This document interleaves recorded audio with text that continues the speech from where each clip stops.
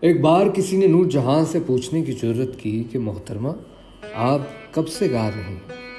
نور جہاں کا جواب تھا، میں تو شاید پیدا ہوتے وقت بھی گا ہی رہی تھی۔ سن 2019 میں جب ان کا انتقال ہوا تو ان کی ایک بزرگ چاچی نے کہا تھا کہ جب نور جہاں پیدا ہوئی تھی تو ان کے رونے کی آواز سن کر ان کی پھپھی نے ان کے والد سے کہا تھا کہ یہ لڑکی تو روتی بھی سر میں ہے۔ نور جہاں کے بارے میں ایک اور کہانی بھی بہت مشہور ہے۔ 1930 کے عشرے میں ایک بار لاہور میں ایک مقامی پیر کے عقیدت مندوں نے ان کے اعزاز میں صوفیانہ موسیقی کی ایک خاص شام کا انعقاد کیا تھا۔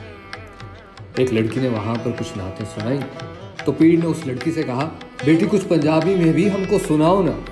تو اس لڑکی نے فوری طور پر پنجابی میں تان دیا، جن کے الفاظ کچھ اس طرح سے